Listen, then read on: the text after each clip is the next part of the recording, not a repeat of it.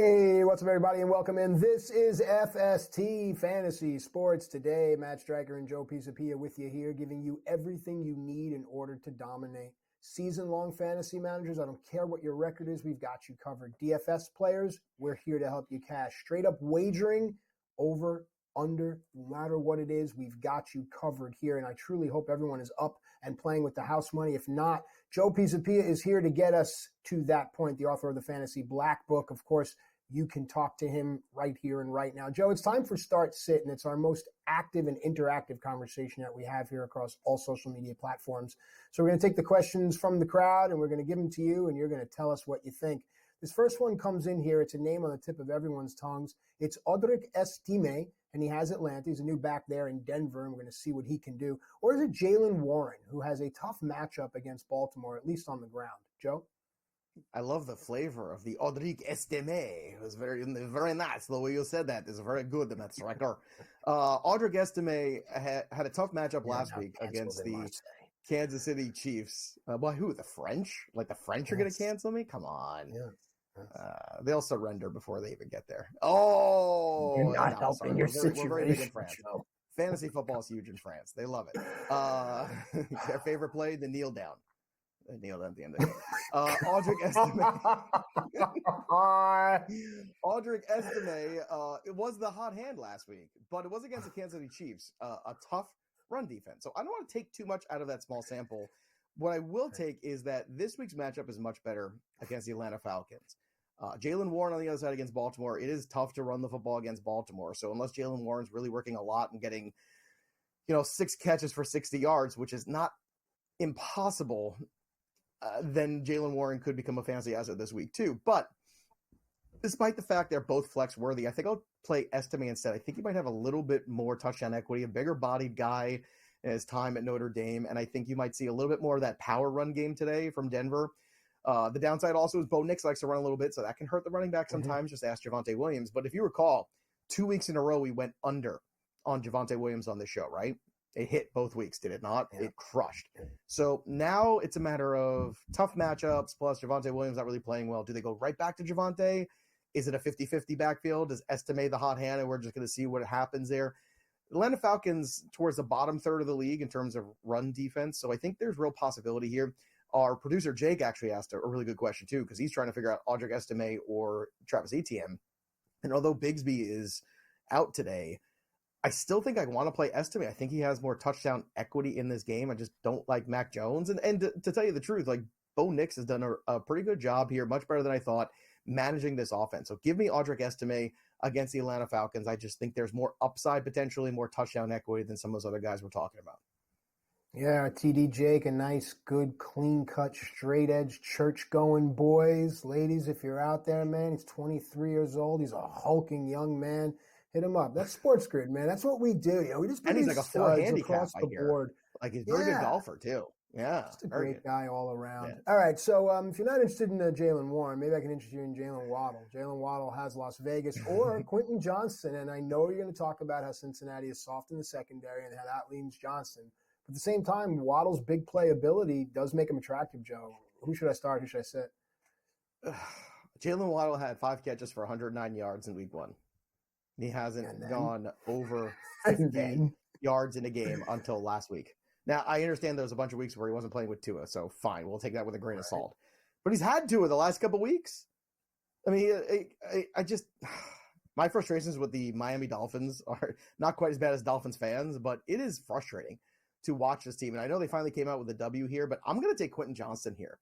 I think he's got more touchdown equity against Cincinnati Bengals.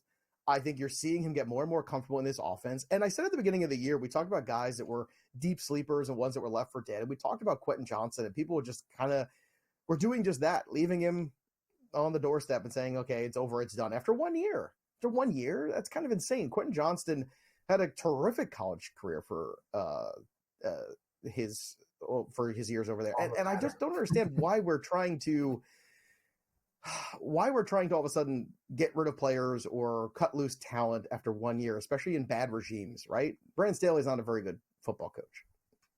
I think we all can agree that Jim Harbaugh is a much better football coach. So they're finding ways to use Quentin Johnston and get him out there in blown coverages. Quentin Johnston can take advantage of mistakes. And if there's one secondary that gives you a lot of broken coverages, it's the Cincinnati Bengals. So give me QJ. I know this is crazy. I know Waddle's ranked higher, but I want Quentin Johnston. All right, I like it. And let's carry that conversation over now to a tight end conversation because we're going to stay within that same game on the other side of this pairing.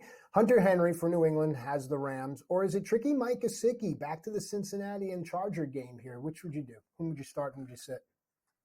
It's taking everything in my being not to make a Gesicki Run DMC parody right now. I'm just telling you the discipline that I have for you.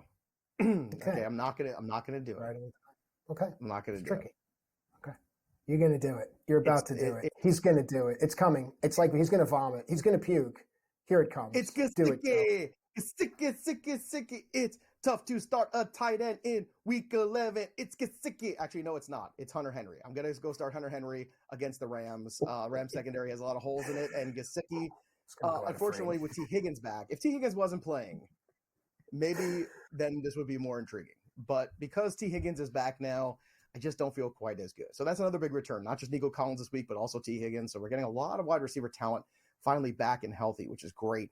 But Hunter Henry and Drake May has shown you that Drake May can get out there, make some plays with his legs, extend some drives too. And I think that bodes well for Hunter Henry. So give me Hunter Henry. I think it's a safer floor this week. There you go.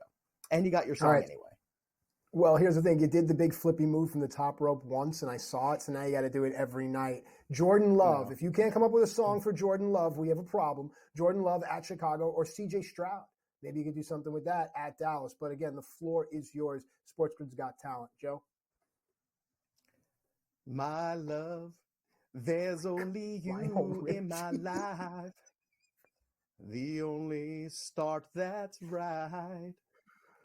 Jordan Love, yeah. He's every breath that I take. This is on television, right? We're broadcasting. This is happening. This is all happening now.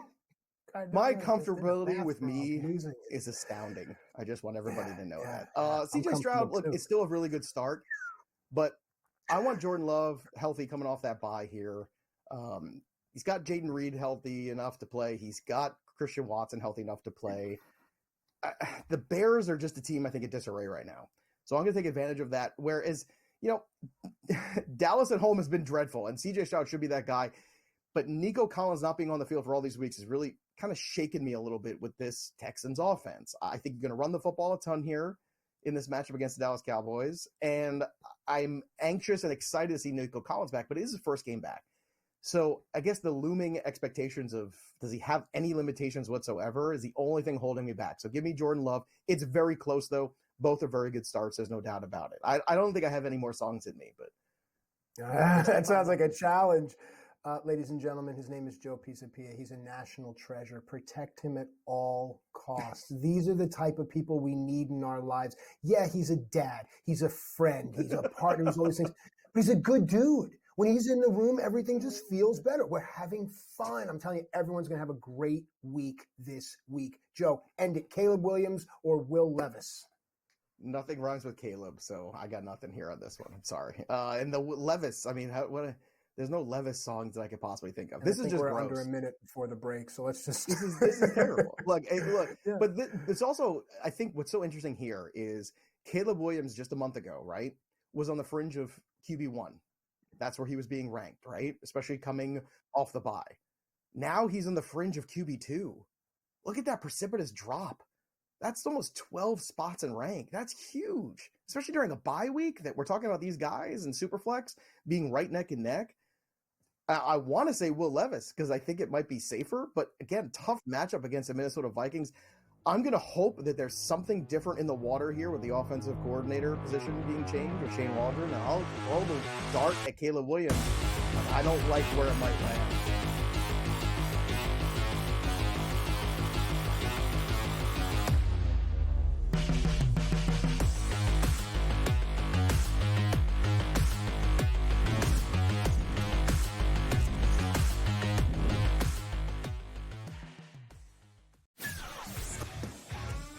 Together, both Devontae Adams and Garrett Wilson had huge nights. Aaron Rodgers loves the two big targets, and he says if this is going to happen, it's going to be very tough on the defense to decide who they want to go after. Adams and and this kid, Wilson, I won't deny what they can do, but nobody else does jack.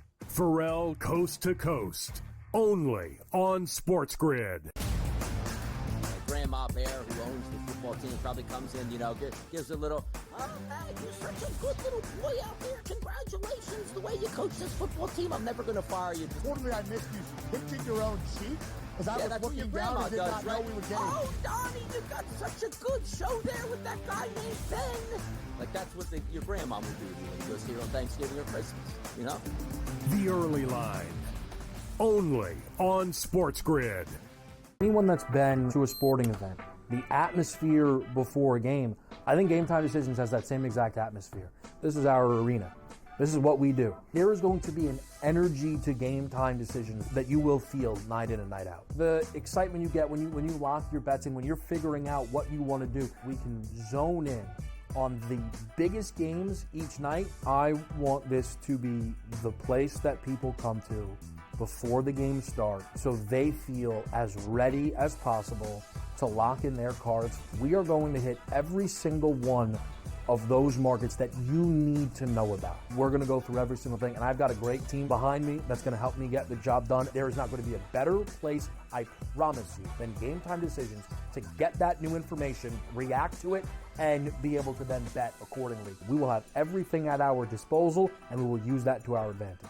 I'm Kevin Walsh. Tune into Game Time Decisions from 6 to 8 p.m. Eastern on SportsGrid.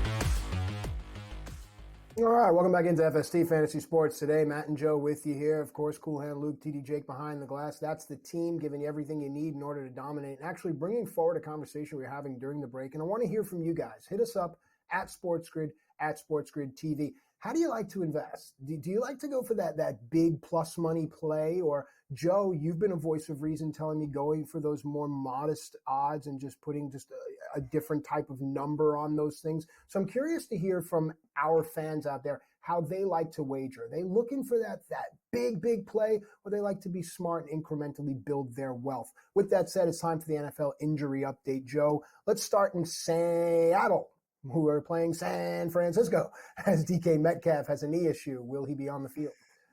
Yeah, we got a lot of issues here. But yes, DK Metcalf is finally returning, which is a good thing, obviously, for Geno Smith, who's had a ton of passing yards this year.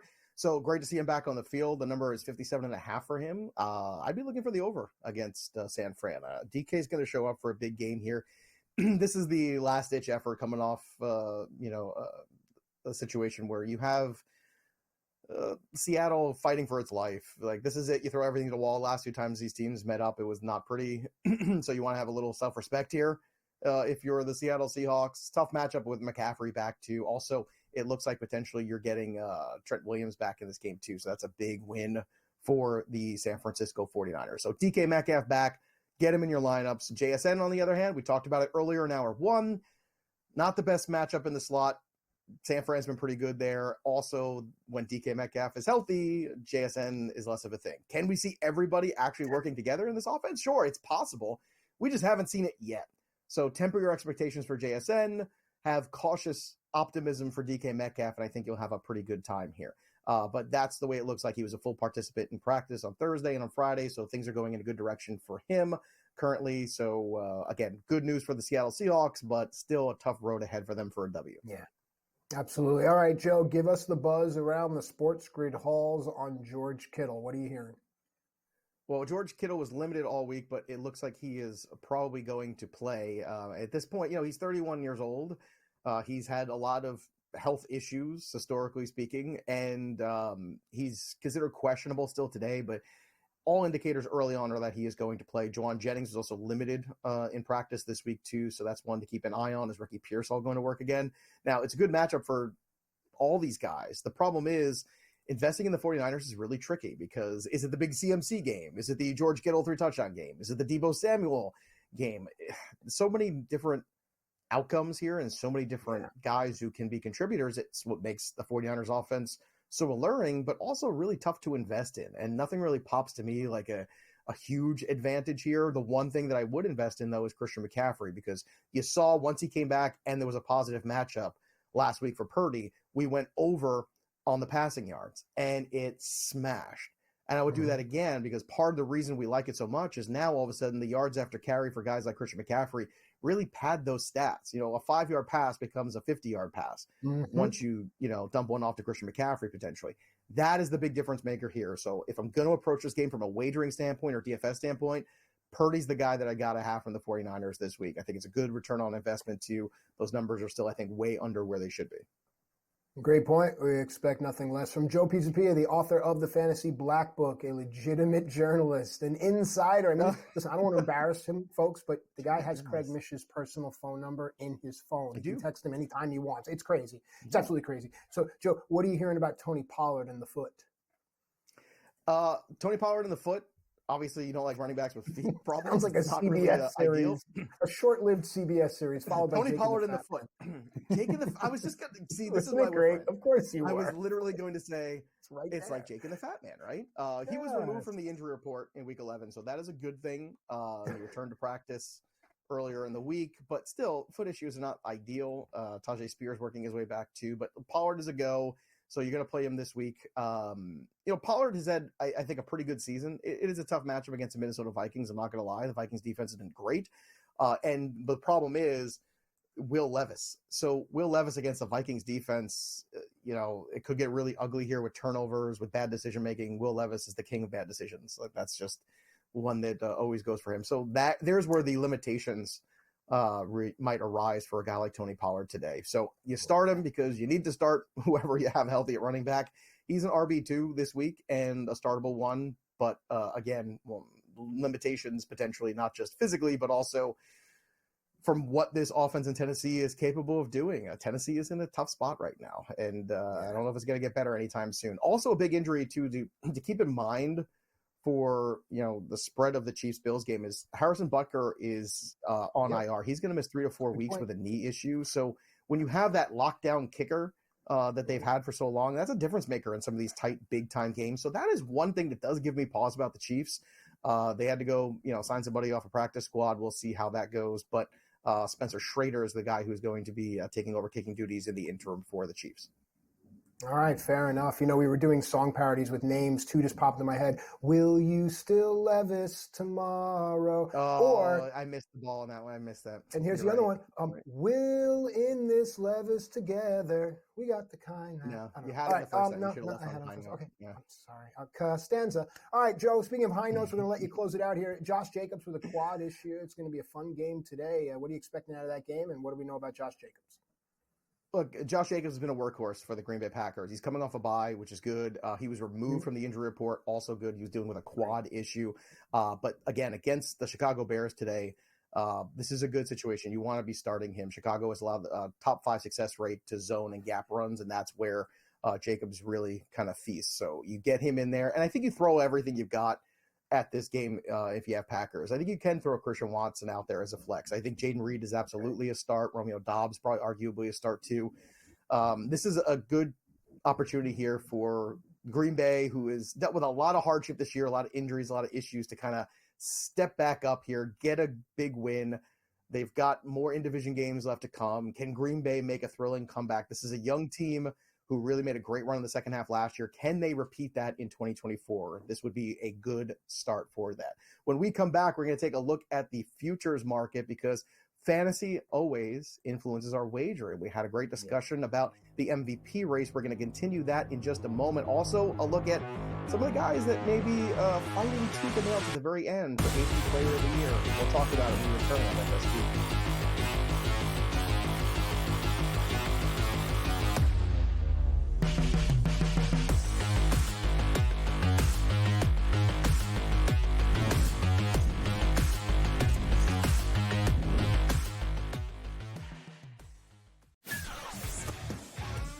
Together, both Davante Adams and Garrett Wilson had huge nights. Aaron Rodgers loves the 2 big targets, and he says if this is going to happen, going to be very tough on the defense to decide who they want to go after. Adams and this kid Wilson, I won't deny what they can do, but nobody else does jack. Pharrell Coast to Coast, only on SportsGrid.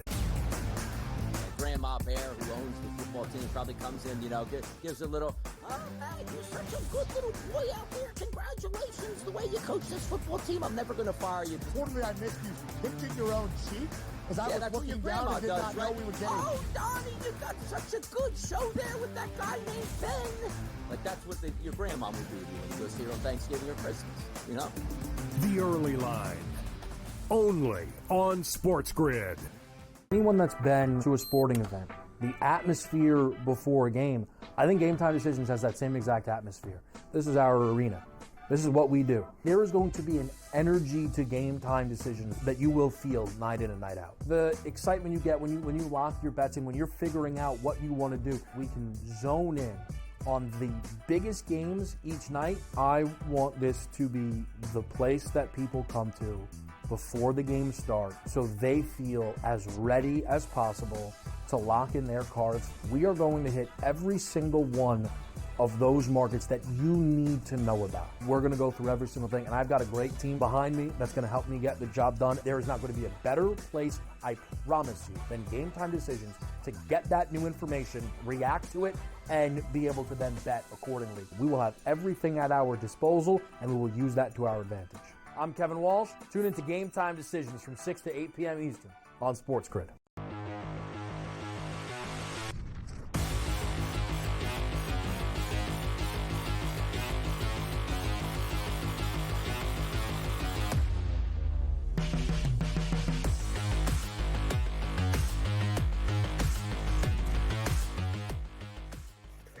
All right, welcome back into FST Fantasy Sports today. Matt and Joe with you here with a great team behind the glass. We really do have a great time on this show, and we hope that it translates out to each and every one of you. I know when I check my socials, so much great reactions here. Joe, helping people win is always going to help people smile. Let's continue to do that here. Futures update, looking at the AP NFL regular season MVP. Award normally goes to a quarterback, although I would hear some people argue that a guy like Derrick Henry deserves it, but that's what the Offensive Player of the Year is for. Let's talk quarterbacks. Let's talk MVPs here. Joe, we were having a good Jalen Hurts conversation a few segments earlier. Maybe we should just continue it right here and now. He sits at plus 1,600. That's at the bottom of this list of four. Lamar Jackson at plus 110 as we go into play today. Yeah, I do think it's a four-person race right now. And I think Hurts, even though he's very far away from everybody else, I think that gap's potentially closing. So there's a scenario where we looked at that schedule, right? And by the time we get to the end here, he could be 3 or 4 to 1. So this is one you could potentially make money on regardless if you have cash out options. He went from 20 to 1 to now 1,600. So like we're getting right in this vein where everybody's starting to recognize the Eagles' run here. What's in front of him? Patrick Mahomes with an undefeated team. The minute that goes bust, we start really looking at Patrick Mahomes statistically differently. Maybe. Josh Allen hanging on by the skin of his teeth and maybe the most valuable in terms of what he's been able to do to kind of will this Buffalo Bills team to continue to stay relevant with what's gone on. And we thought Amari Cooper would be the cure-all, and it really isn't curing much of anything. It's become just another ill. And then there's Lamar Jackson. He's playing out of his mind. He's the number one guy. He's still plus money and still, I think, the guy to beat for this award. But there is a scenario where when we're going into the last 3 weeks of the season, that it's Lamar at, minus money and Jalen Hurts like right around like plus 150. That's not impossible. So I think it's one to really look at. I don't think there's anybody else really viable for this award. Now, Brock Purdy's after him, Kyler Murray, Jared Goff is the other one you can make a case for because of the Lions record, but I just don't think he's going to end up getting into that media sphere potentially that these other guys are already there. And if they're Lamar Jackson MVP fatigue, we've seen that happen sometimes too, where they still want to vote for the same guy over and over again. There's usually windows with these things. We've been living in the Lamar window for a while. We were in the Patrick Mahomes window, and we're kind of trying to figure out, are we going to stay in that window with those two guys? Or are we going to look at maybe a Jalen Hurts or a Josh Allen? It's a four-person race, and I do believe that Jalen Hurts' number is going to shrink at least in half, if not more, over now through the Thanksgiving holiday. So just keep a close eye on that, see how it works out. But Lamar's still the man at the top of the mountain at MVP. Now, I would know that Allen and Mahomes supporters would point to the complement of weapons that the Hurts and Jacksons have. So let's go to that conversation now. AP NFL regular season offensive player of the year. Lamar Jackson is fantastic. How would he be without Derrick Henry? Derrick Henry is sitting at even money for this award. Jalen Hurts, you're talking about him at right now 16-1. What would that look like if he didn't have that security of Saquon Barkley plus 175? Then Jamar Chase pokes his head in at plus 1,000 here. But let's have this conversation here. For me, it's Derrick Henry, but Saquon Barkley could make an argument. But Derrick Henry is the straw that stirs the drink, Joe. He could. What might hurt Derrick Henry is all the Lamar Jackson MVP hype, right? Like, if that really starts to go off the rails a little bit, let's say they beat the Steelers today, and let's say Lamar has a great game, right? And that happens, and then the Ravens kind of run the table. Do they want to give these awards to two Ravens? That's the conversation to have. That's rare that actually happens.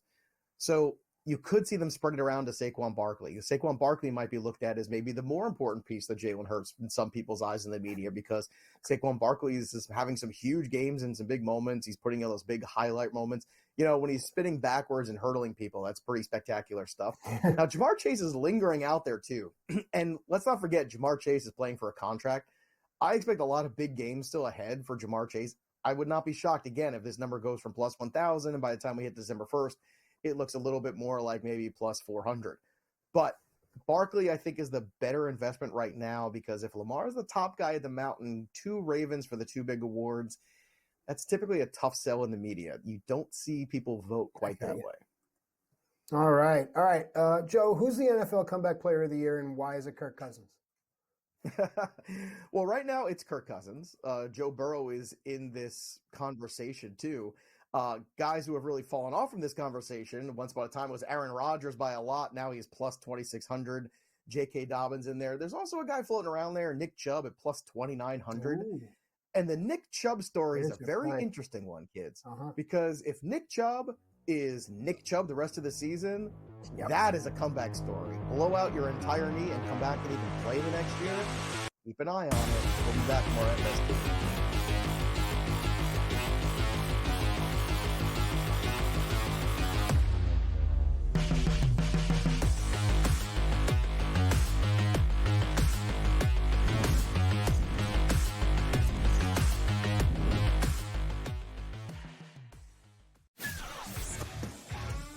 Together, both Davante Adams and Garrett Wilson had huge nights. Aaron Rodgers loves the two big targets, and he says if this is going to happen, it's going to be very tough on the defense to decide who they want to go after. Adams and this kid, Wilson, I won't deny what they can do, but nobody else does jack. Pharrell Coast to Coast, only on SportsGrid. Grandma Bear, who owns the football team, probably comes in, gives a little, oh, man, you're such a good little boy out there. Congratulations, the way you coach this football team. I'm never going to fire you. Fortunately, I missed you pinching your own cheek as I was looking down and did not know we were getting. Oh, Donnie, you got such a good show there with that guy named Ben. Like, that's what your grandma would do to you when you go see her on Thanksgiving or Christmas, The Early Line, only on SportsGrid. Anyone that's been to a sporting event, the atmosphere before a game, I think Game Time Decisions has that same exact atmosphere. This is our arena. This is what we do. There is going to be an energy to Game Time Decisions that you will feel night in and night out. The excitement you get when you lock your bets in, when you're figuring out what you want to do, we can zone in on the biggest games each night. I want this to be the place that people come to before the games start, so they feel as ready as possible to lock in their cards. We are going to hit every single one of those markets that you need to know about. We're going to go through every single thing, and I've got a great team behind me that's going to help me get the job done. There is not going to be a better place, I promise you, than Game Time Decisions to get that new information, react to it, and be able to then bet accordingly. We will have everything at our disposal, and we will use that to our advantage. I'm Kevin Walsh. Tune into Game Time Decisions from 6 to 8 p.m. Eastern on SportsGrid.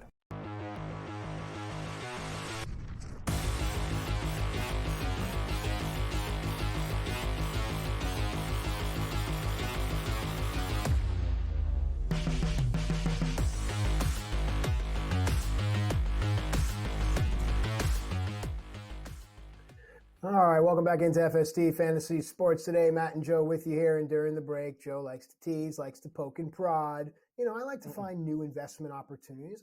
Foreign currency is something that's fantastic. You get something for pennies on the dollar, wait for it to hit the open market, and then you can turn that thing in. You could be a rich, rich man. And Joe said to me, how would we know? And I said, Joe, I'll never tell you, but there will be signs. I'm showing up to the SportsGrid Christmas party in a Cybertruck. And I'm picking up Jake, and we're taking a ride around the block 5 times, if you know what I mean, winky, winky. And Joe, when we come back and we pull up and we open the doors and we're laughing, having a good time, you're going to be like, wow, I should have invested in the Iraqi dinar instead of making fun of Matt. With that said, it's time now for Fantasy Over-Under. Joe, you will have your chance for a rebuttal, but all kidding aside, Jackson Smith and Jigba sits at 52.5 receiving yards, over or under, and why? And maybe I'll let you in the Cybertruck for the second roll-around. I don't want to be in the Cybertruck. You could go drive it wherever you want. Jackson Smith. No, I know where you want me to drive it. 52.5 receiving yards. This one might bite me. It might. I've been riding high with these unders the last couple of weeks because everybody wants to bet overs. Overs are sexy and fun. But it's the unders that really make us money. It's the negatives. It's the living in the world of, maybe things don't go that well. That's typically, you think about life, right? Life, we're always talking about, typically life kind of kicks you in the rear end, right? But yet we're all the same people who bet overs all the time.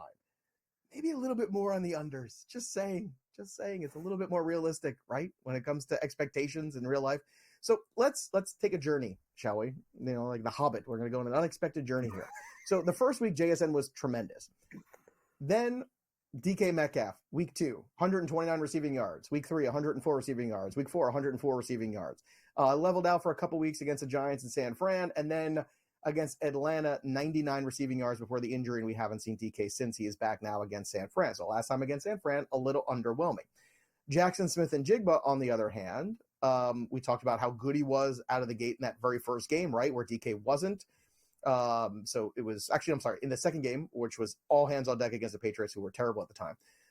But again, in those games, outside of that one game where he was great against the Pats, against Miami with DK Metcalf on the field, 39 yards, then 51, 31, 53, 9.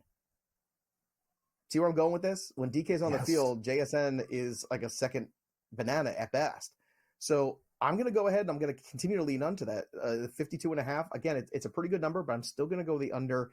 And with DK, I think we're just going to be peppering him with targets and trying to get him back in the mix in this game that is basically the end all for the Seattle Seahawks in 2024. Oh, all right. With that said, let's pivot now to Russell Wilson. Yeah, look at that. The Pittsburgh Steelers. 225.5 is the number, passing yards through the air. Does Wilson hit this number today? Yeah, I think he does. Russell Wilson has played very well. It's not perfect by any stretch of the means, but he's gone over this this number here for a few games now. And I think that 2 of the last 3, you've seen this number hit for him. With Baltimore being as bad as it is in the secondary, I just don't see why we don't like this game. So it was underwhelming against Washington. That game was a little bit more of a grind out kind of situation. They were on the road, but now we're getting back to it home too. And I think right now you can't look at the road game and take it the same way you took the 2 home games. The 2 home games, he was at 264 against the Jets and against the Giants, 278. And 230.5 is, I think, a very achievable number. So I'm going to go over on this one for Russell Wilson. All right, I like it. Now, stay in the same game. So if you're going over on that, let's try to find an extension. Let's try to find some kind of stack here. George Pickens. All right, let's stay there. 70.5 is the receiving yards number. If you believe Wilson to go over 225.5, do you believe Pickens to go over 70.5? Well, he's gone over this 3 straight games. So even though Russell Wilson was a little underwhelming in week 10 against the Washington Commanders, George Pickens against the Jets with Russell Wilson, 111.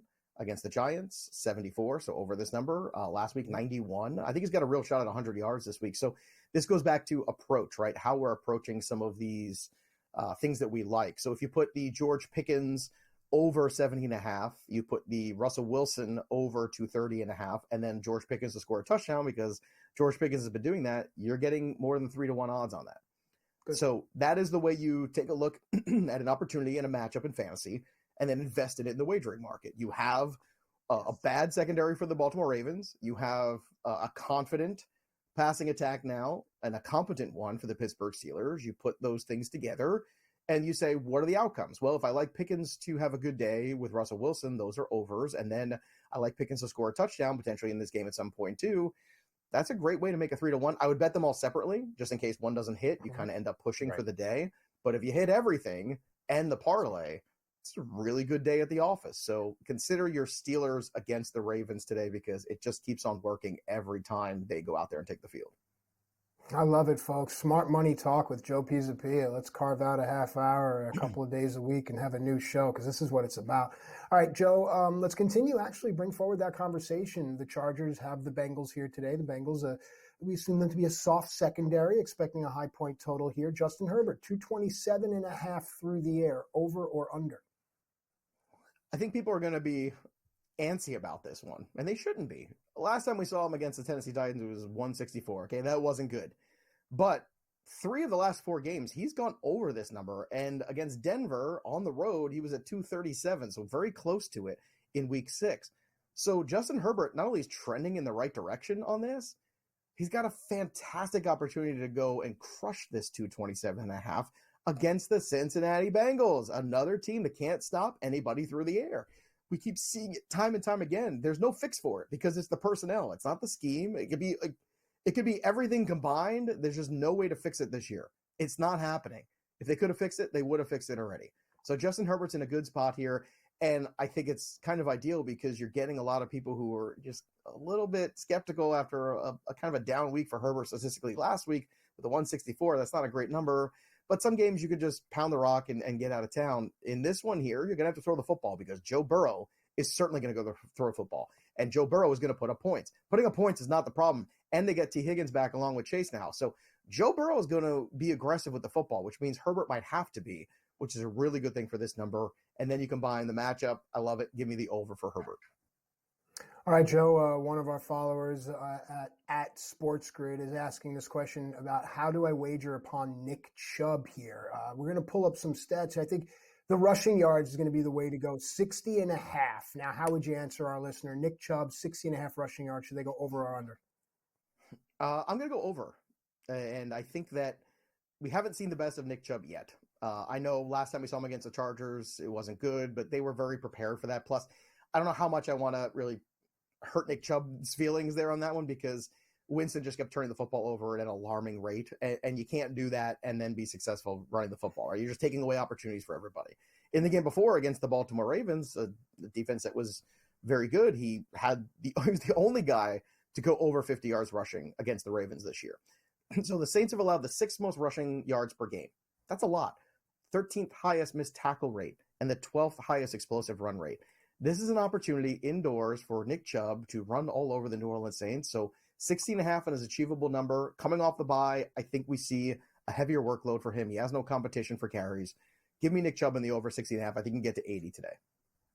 All right, now let's close it out with Jared Goff. 222.5 is the number through the air in a game where if you want to win a penny, you'll wager $1. I mean, the Lions are sitting at minus 850, was there at minus 1,000 earlier in the week. Goff, 222.5 through the air, over or under? I'm going to go over this one, basically because it's at home and it's the Jacksonville Jaguars, and I think that's just as easy as that. At home against Tampa, 307. At home against Seattle, 292. He's had a couple road games in these last 2 weeks. Now, again, in the Tennessee blowout, obviously not the biggest game for him in terms of yardage, but I think you're looking at this one and saying, all right, Jared Goff, get right game for him. He's been very good this season. You want to put up points. This is who the Detroit Lions are. They like running up the score. So give me the over in Detroit, the Coors Field of the NFL. When we return, more FST. Let's hit the waiver wire.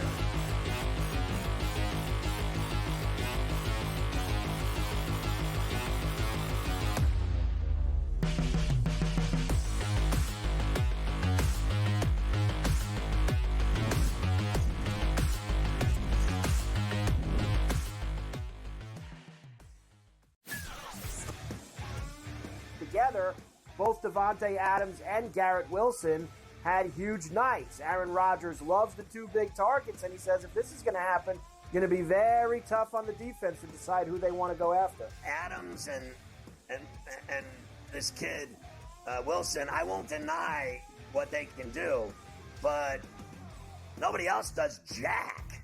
Pharrell Coast to Coast, only on SportsGrid. Grandma Bear, who owns the football team, probably comes in, gives a little, oh, man, you're such a good little boy out there. Congratulations, the way you coach this football team. I'm never going to fire you. Totally, I missed you pinching your own cheek as I was looking down and did not know we were getting. Oh, Donnie, you got such a good show there with that guy named Ben. Like, that's what your grandma would do to you when you go see her on Thanksgiving or Christmas, The Early Line, only on SportsGrid. Anyone that's been to a sporting event, the atmosphere before a game, I think Game Time Decisions has that same exact atmosphere. This is our arena.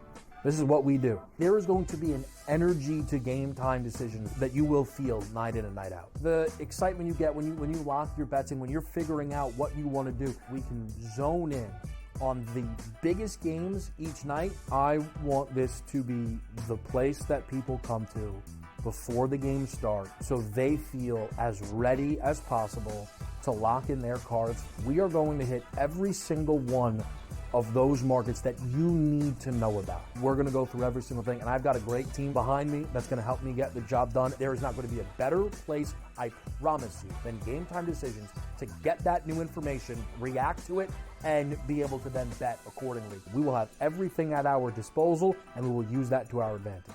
I'm Kevin Walsh. Tune into Game Time Decisions from 6 to 8 p.m. Eastern on SportsGrid.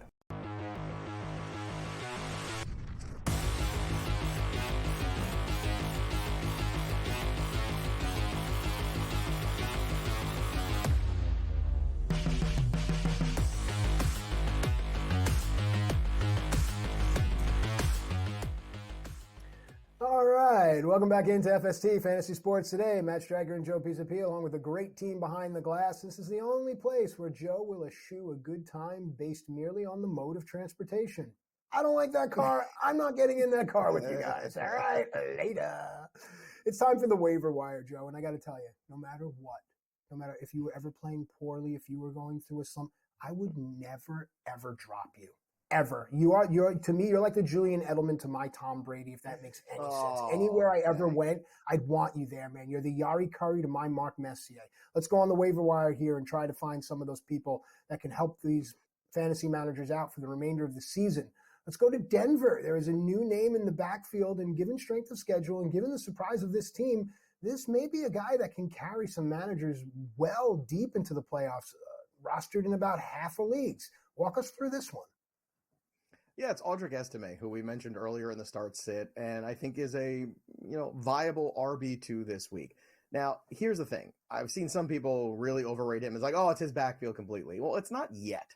So let's not get crazy. What we've seen is the verbiage from Sean Payton, we want to get this guy the football more. Okay, good. And they did. 5 carries for 35 against Baltimore, tough situation. Then another tough situation against Kansas City, 14 for 53. So he's the guy that's getting the job done here, not Javonte Williams, to get those tough rush defenses. Now you got the Atlanta Falcons, so this is an opportunity here to really see what Estime could do.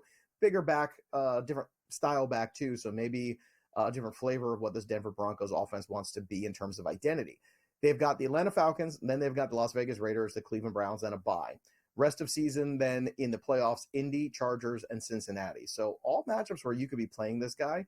He does have a bye still coming, so that's something to consider and realize, but he is still available in almost 50% of leagues, and Estime is somebody that should at least be rostered because you can never have enough running back depth. And coming up, week 12, week 14, massive bye weeks, right, where we're going to be missing a lot of guys. So you're going to need as many bodies as you can possibly get. Estime is one of those guys who is going to be on the week 14 bye, but he can help you in the week 12 situation too against Las Vegas Raiders next week. So Estime, a guy that you can plug and play. He's a flex play. He's an RB2 in deeper leagues this week. Is it his backfield, quote unquote? Not necessarily yet, but there's certainly potential. And I think now is the time you want to roster him on the cheap or for free and pick him up, because if it does become his backfield and everybody else, Javonte Williams, Jaleel McLaughlin, fade into the background, it's going to cost you a lot more Monday morning to invest. That's the difference here. Joe, let me ask you a question to the casual viewer, stopping just short of saying like a poor man's Derrick Henry. Give me a comp for Estime to the casual viewer so they can better understand, and then we'll I would say, that's a tougher one here because he's a bigger back, a little more like the Brandon Jacobs type back, like the bigger guys, you know what I mean, that we saw from yesteryear. He's like that. He's a little bit more of like the big guy pounding. He's not the twitchy Devon Achane style running back that we're seeing a lot of in the NFL. He's a little bit more of that in between the tackles rusher. And it seems like Sean Payton's kind of into that right now. Bo Nix is able to get out in space, make some plays with his legs. I think what you're trying to do is get a little bit more physical up front. I think that's what Payton wants to do. And, a lot of people were making a lot of jokes in the beginning of the season about the Denver Broncos being, terrible and, Sean Payton, the game passing him by. Maybe it hasn't. I mean, maybe we're all looking here, Caleb Williams has been a disaster the last month and Bo Nix has been a QB1. So you tell me what it looks like in Denver. Okay. All right. We talked about the Chargers having a soft secondary matchup against the Bengals here. Let's look at a wide receiver on that Chargers team, and let's talk about the Chargers rest of season. It's Quentin Johnson. I'd say available in 40% of leagues right now. Joe, let's talk. Yeah, just about. And that shouldn't be. Great matchup. He's a streamer. He's a starter this week. He is ranked as wide receiver 38, so he is absolutely in lineups this week. Touchdown equity. Last 2 weeks, again, 4 catches for 118 and a touchdown. Last week, again, less. Tennessee, pretty good defense. Only had 2 catches for 24, but he did have that touchdown. Against Cincinnati, I expect him to have a much better game here. So I'd be looking much more towards that 480 with a touchdown kind of line. I think that's certainly well within his realm. Now, he is also past his bye, which makes him valuable these next couple weeks ahead. He's got Cincinnati, then guess who next? The Baltimore Ravens. We want that matchup, don't we? Right. After that, Atlanta, KC, then Tampa, another great matchup. Into the playoffs there, we've got Tampa, Denver, and New England. So this is a good situation here with Quentin Johnson. I think at this point is a guy that it's kind of shocking that he's not in the 70s. I understand he is not as consistent as a Lad McConkey in terms of PPR. I get that. But in terms of a body that you can play in the flex spot, this is exactly the kind of flex play you want. A guy that's got upside potential for a 4 for 118 in a touchdown game, and he just showed you he could do that. And he's got back-to-back weeks of Cincinnati and Baltimore. Yes, please. And Joe, let's remind fans, most leagues, the fantasy playoffs kick off right around week 14, 13, right around there. Is that correct? Yeah, 15, 16, 17 nowadays. Don't play in week 18. It's going to be a bad time to saying, don't do that to yourself. Okay. It's a waste. All right, a couple of minutes left. Let's continue to get in as many as we can. Ricky Pearsall, there's a number now that everyone is all over here. 62% rostered. Joe, should we be jumping at this? He should be rostered higher than he is. And you could see that number ticking up. 4 for 73 last week. We had the one big play for a touchdown. Yep. It's just tough because, again, a lot of mouths to feed, right? So it really depends on the health of Juwan Jennings and Deebo Samuel. And that health has been spotty. So I think Pearsall should be a guy that's definitely worth a bench stash right now. Seattle, Green Bay, Buffalo the next couple of weeks, playoff schedule, Rams, Miami, Detroit. So he's definitely a guy that you can think about flexing, but more to the point, somebody that you want over weeks 12 and 14 as a body. All right, closing it out with a couple of running backs that will be available in about 7 out of 10 leagues. The first one will be Trey Benson from Arizona, 31% rostered. What should we do? Yeah, he's on a bye this week, so pick him up for free because he came off a really good game. James Conner's an older running back. The Arizona Cardinals are in this thing right now, and you can never have enough running back depth. This is the time, too, where if you have James Conner, you want to make sure you have Benson on your roster so you don't have to waste any fab or, God forbid, lose him to somebody else who's got more opportunities to get that player. So now's the time to stash him on the bye. Same thing with Gus Edwards, too. So Trey Benson available in 70% of leagues. I think that's a mistake. I think it should be much higher, more like 50%. And then Gus Edwards, another one too, where, Dobbins has been the guy, but Gus Edwards is going to eat into that share a little bit. If something should happen to Dobbins, also not been the pillar of health throughout his career, you could see Gus Edwards stepping in immediately, and that would not surprise anybody. It's a very run-heavy attack. Last but not least, too, the Patriots made a change here. Tyquan Thornton was released. They looked for a trade. They couldn't find one. It was a terrible draft pick. Obviously, it did not work out. So Jalen Polk, interesting, but also a guy like Kayshon Boutte, who's rostered in just 7% of leagues. You can see some of those guys start to pop a little bit down the stretch. More FST when we return.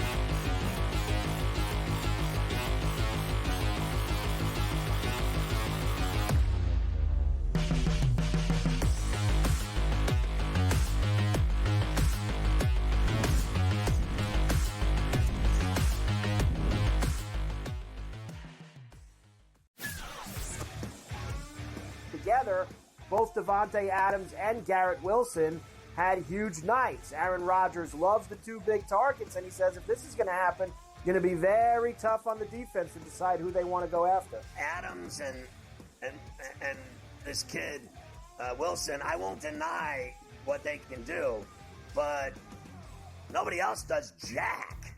Pharrell Coast to Coast, only on SportsGrid. Grandma Bear, who owns the football team, probably comes in, gives a little, oh, man, you're such a good little boy out there. Congratulations, the way you coach this football team. I'm never going to fire you. Quarterly, I missed you pinching your own cheek as I was looking down and did not know we were getting. Oh, Donnie, you got such a good show there with that guy named Ben. Like, that's what your grandma would do when he was here on Thanksgiving or Christmas, The Early Line, only on SportsGrid. Anyone that's been to a sporting event, the atmosphere before a game, I think Game Time Decisions has that same exact atmosphere. This is our arena. This is what we do. There is going to be an energy to Game Time Decisions that you will feel night in and night out. The excitement you get when you lock your bets in, when you're figuring out what you want to do, we can zone in on the biggest games each night. I want this to be the place that people come to before the game starts so they feel as ready as possible to lock in their cards. We are going to hit every single one of those markets that you need to know about. We're going to go through every single thing, and I've got a great team behind me that's going to help me get the job done. There is not going to be a better place, I promise you, than Game Time Decisions to get that new information, react to it, and be able to then bet accordingly. We will have everything at our disposal, and we will use that to our advantage. I'm Kevin Walsh. Tune into Game Time Decisions from 6 to 8 p.m. Eastern on SportsGrid.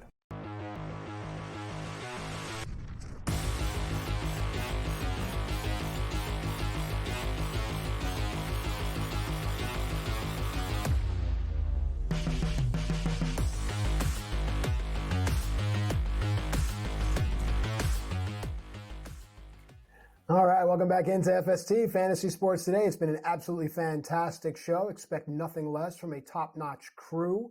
And of course, each and every one of you out there. Without you, there is no us. It's time now for 3 and Out, Joe. Now, we have set the stage for people to take advantage, whether it be season-long fantasy, DFS, straight-up wagering. We've identified the mismatches. We've identified the things that we think are going to happen. We've also identified the games from which we're going to stay away, those 4 outcome games to which you alluded earlier. Give me the 3 things you're looking forward to. Mm-hmm. I will. I want to give you an update, too, because this just came through. George Kittle actually not playing today now. So that's a bit of a change. He was expected to, now not going to. He's been dealing with an injury all week. He was limited in practice. Now they're going to just say, George, take the week off. Now they're saying it's not a long-term injury. That's what they're saying. So we'll see if that's true or not. But now unlikely to play week 11. So if you need streamers at the tight end position, once again, we talked about Pat Fryermuth. He's probably available in a lot of leagues. Gesicki, a tougher path this week. Jake Ferguson's probably out there. Zach Ertz has already played, so that's a problem. Because between the bye weeks and the injuries, tight end is already rough. Like, you've probably lost a lot of tight ends on the waiver wire already earlier on Wednesday. So now it's who's ever left. And we're talking about the Cole Kmets maybe too. Like, do we find Cole Kmet in this new offense? Maybe, but I mean, he has done nothing since the bye.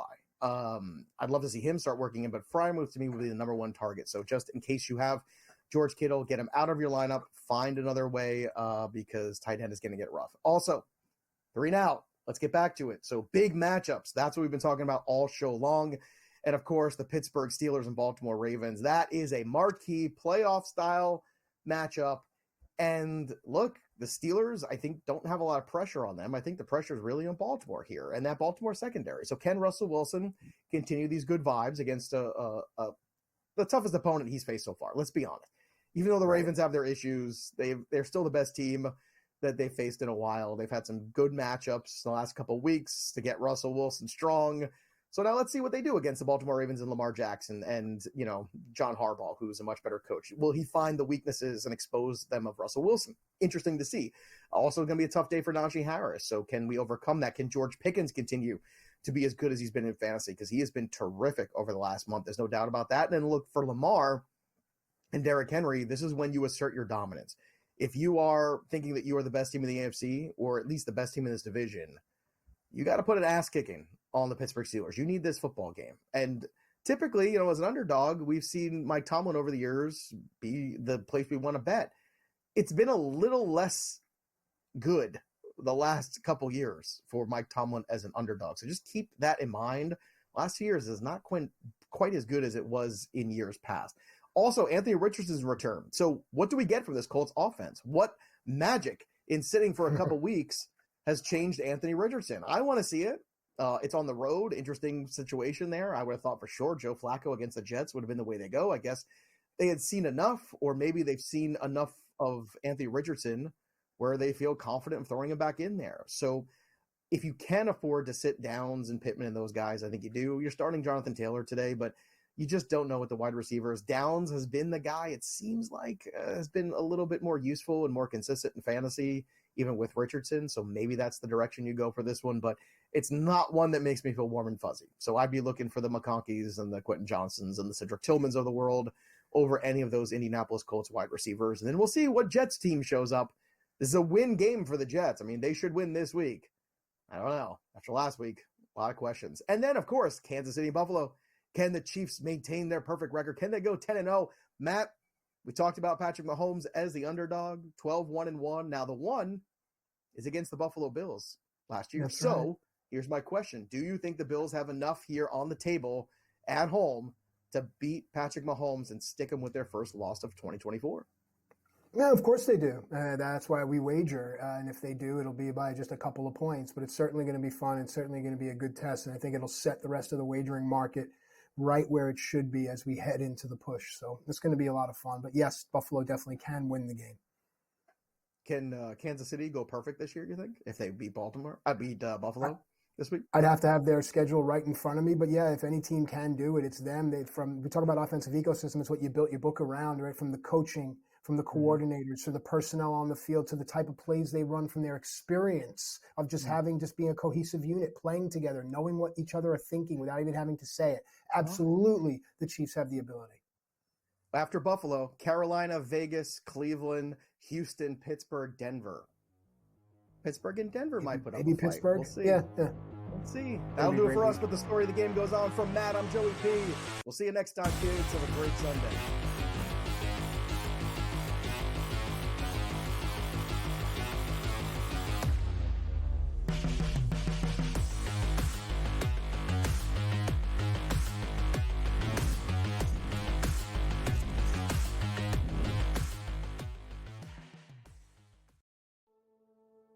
What else do you need in your life? Are you not entertained coming along with us here on the SportsGrid Network?